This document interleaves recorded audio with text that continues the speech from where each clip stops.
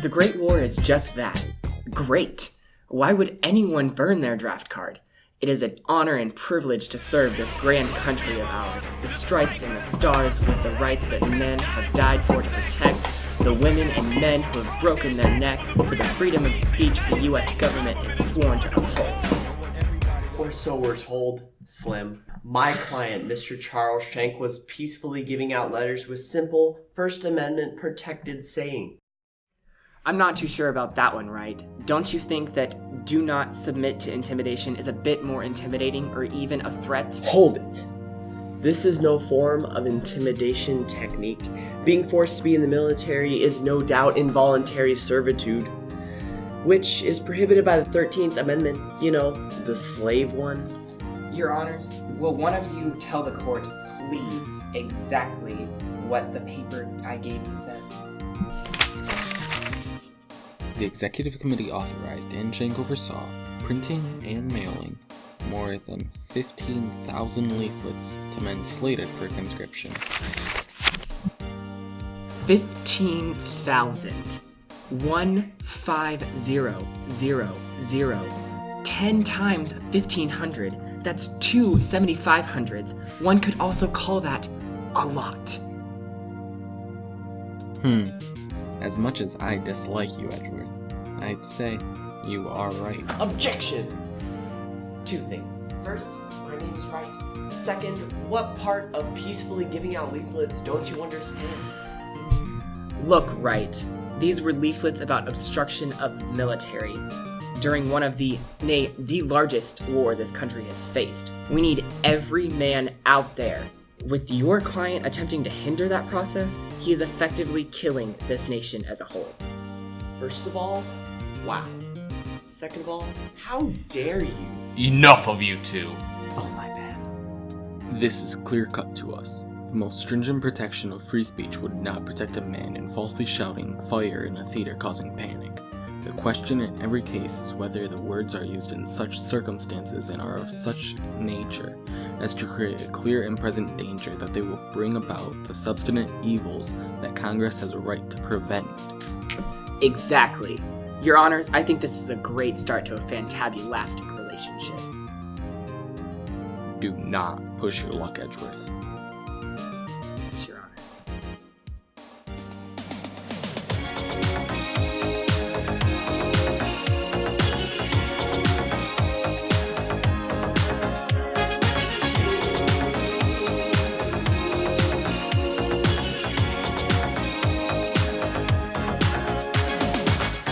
We're no strangers to love.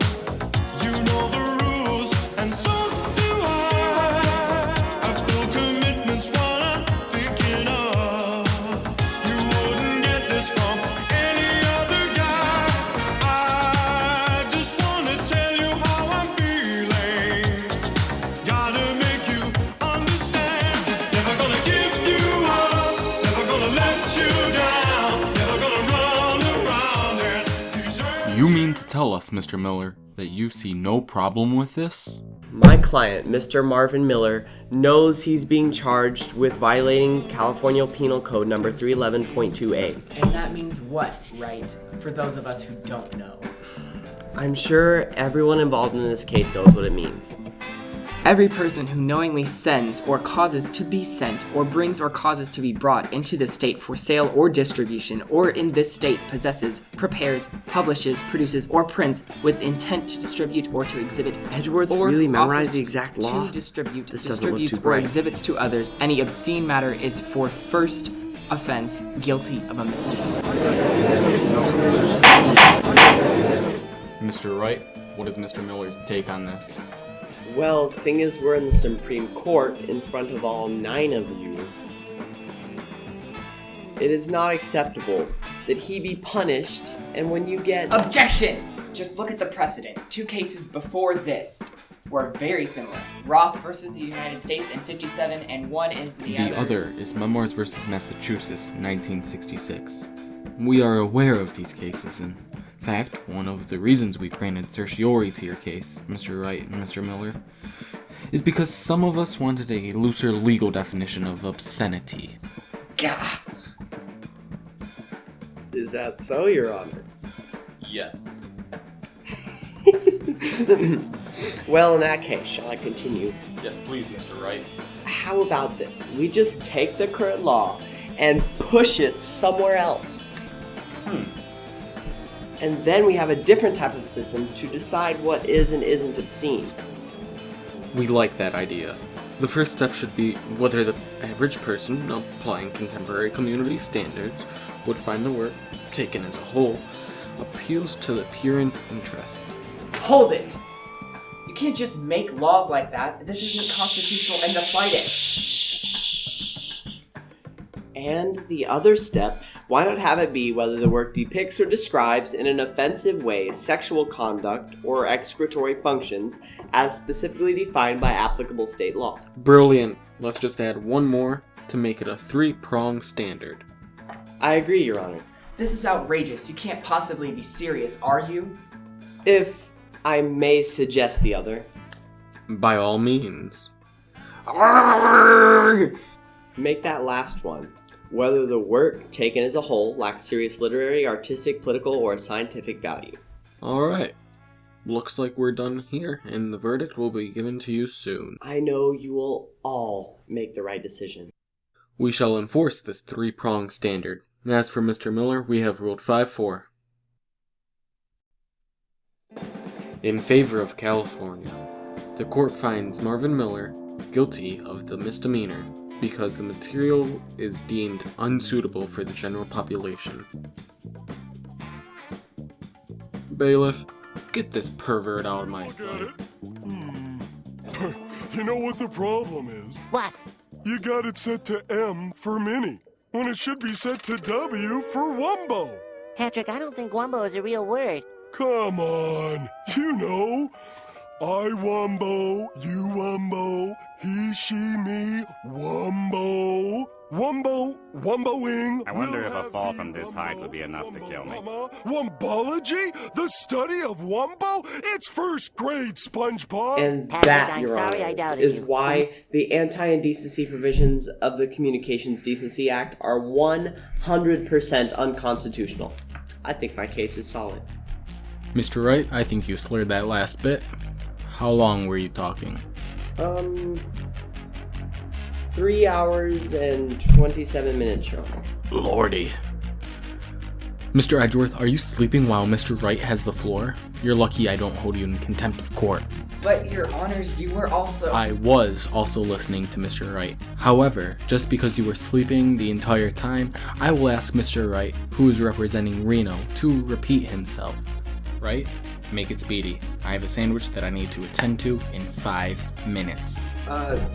Yes, Your Honors. Essentially what I was saying is that the Communications Decency Act, also known as the Great Internet Sex Panic of 1995, has had a disgustingly clean effect on the web. Pornography is not allowed on the internet, but is a First Amendment right. Hold it! You mean to tell me you are a filthy heathen who lusts for that which he cannot obtain? A pervert with psychoerotic fantasies? Absolutely disgusting. Objection! It is not the body I lust for, but instead, it is upholding law and freedom of speech. That's what I'm attracted to. Be that as it may, right? Think about the children. Oh yes, the children, right? What about this? A pop-up that asks if you're 18 or older. Take that. Oh yeah, because nobody will lie about their age on the internet. Good point, Mr. Edgeworth. But if you're representing the ACLU, why are you taking a side with Wright? I see no flaw with that. The more the merrier. It was sarcasm. We are persuaded that the CDA lacks the precision that the First Amendment requires when a statute regulates the content of speech. In order to deny minors access to potentially harmful speech, the CDA effectively suppresses a large amount of speech that adults have constitutional right to receive and to address to one another. As we have explained, the government may not reduce the adult population to only what is fit for children. Whoa, that's the most intelligent thing I've heard them say all day. I don't like you, Edgy. I know.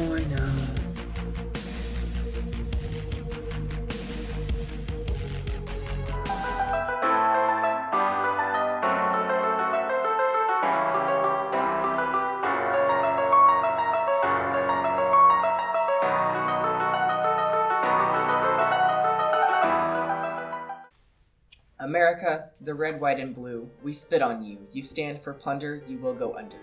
Although creative and impressively freestyle, this is still a commie ideal. Your client, Joey Johnson, is quite the little helly. Which, mind you, is covered by the First Amendment. My client didn't hurt a single soul. Yes, my client burned a United States flag. Yes, the flag was stolen. Yes, he looks silly. I mean, look at this guy. But nonetheless, it is protected by the First Amendment.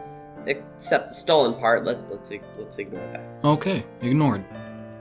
This was symbolic speech.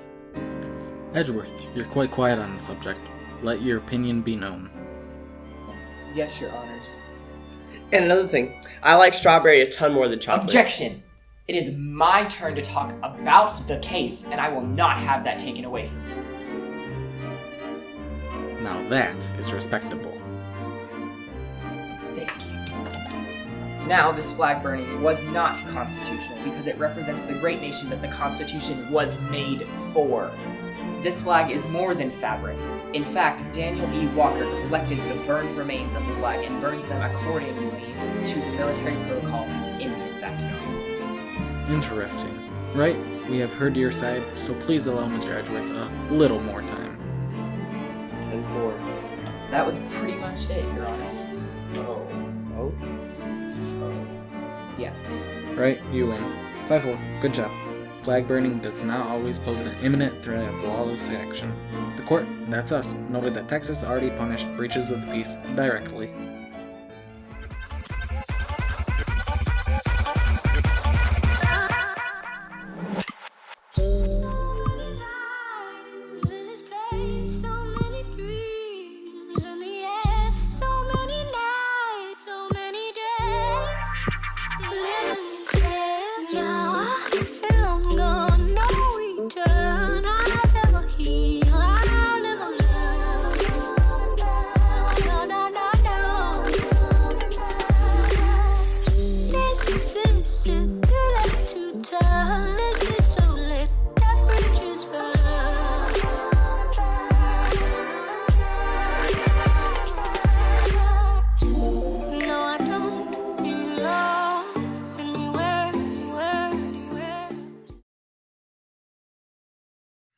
Oh, jolly.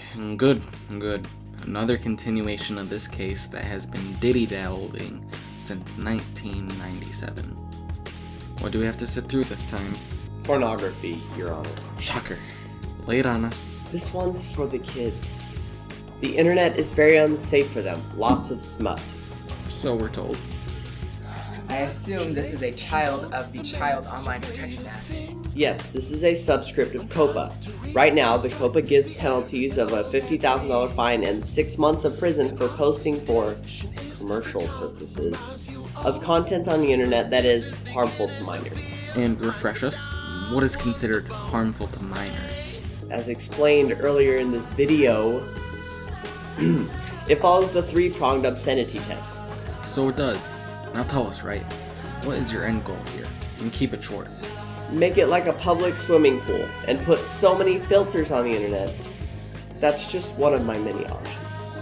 How many dollars would these filters cost? $40 a home, which is fairly reasonable to ask seeing as... Objection! 40 smackers may not be a lot to you, Mr. Lawyer Man, but to us normal citizens, it is a lot. You're a lawyer too. After contempt of court fines, I make about $1,000 more than the average Alaska. You should lighten up on this guy, don't you think? I'll consider it. No. Another alternative is age verification via credit card. Nope, that one won't work.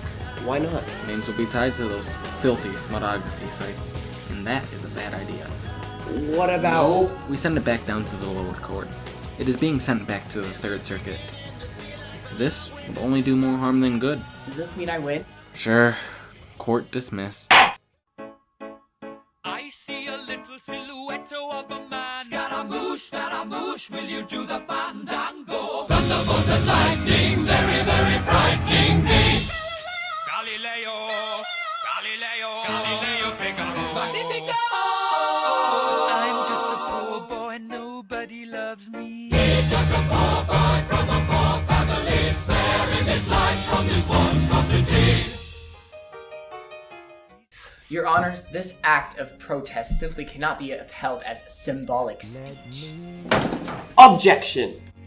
Define symbolic speech for the court for those who don't pay attention in class. Mike. Actions that purposely and discernibly convey a particular message or statement to those viewing it.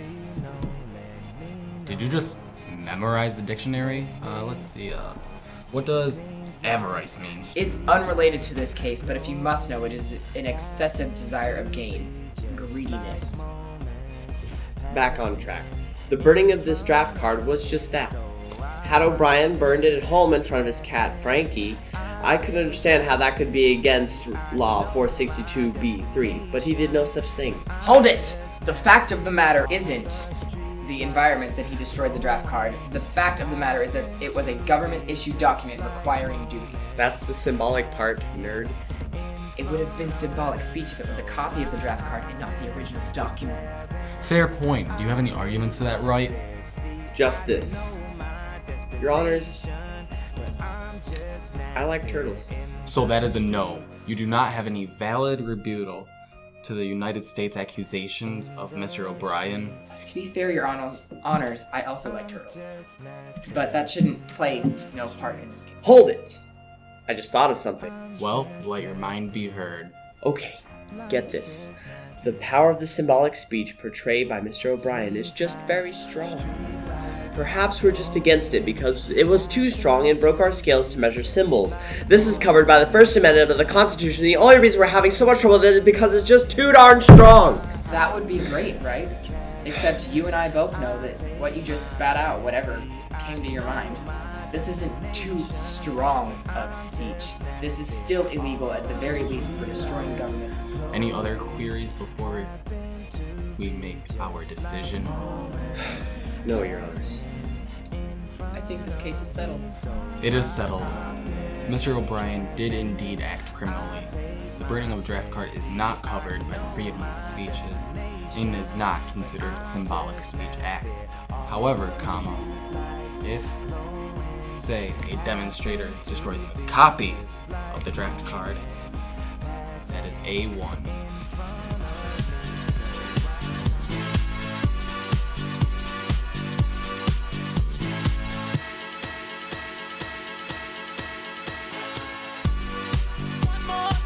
We're gonna celebrate. Oh yeah, alright. Don't stop the dancing. One more time. We're gonna celebrate. Oh yeah, alright. Don't stop the dancing. One more time. We're gonna celebrate. Oh yeah, alright. Don't stop the dancing. One more time. We're gonna celebrate. Oh yeah. One more time.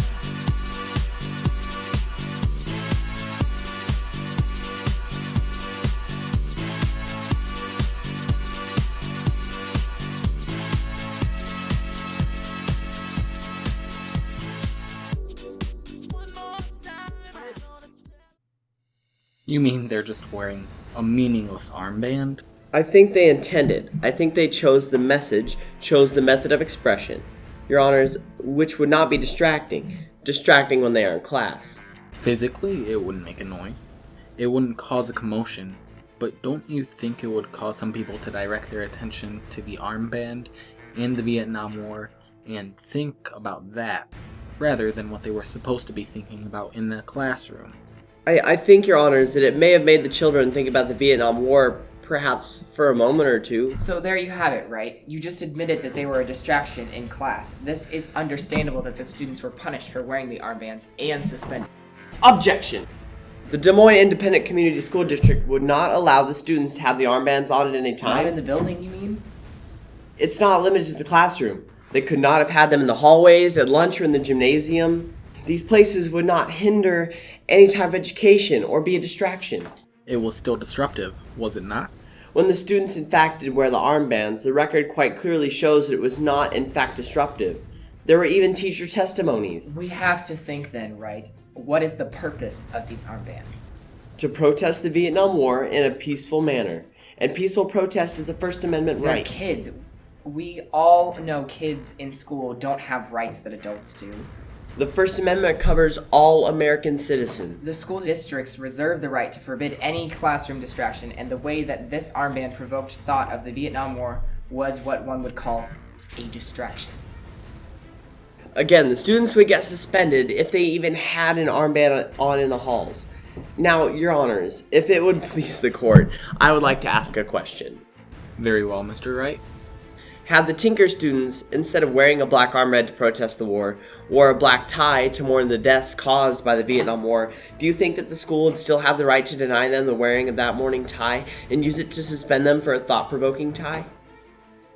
Well stated. Shoot, that was well stated. Your Honors, I don't even want to win anymore. That was a very compelling argument. Tinker should win. That's up to you. Yeah, we are all in agreement here. The wearing of an armband is protected by the First Amendment. This no doubt falls under symbolic speech, and the school must allow that the students who wish to wear the armbands to wear them. Case closed.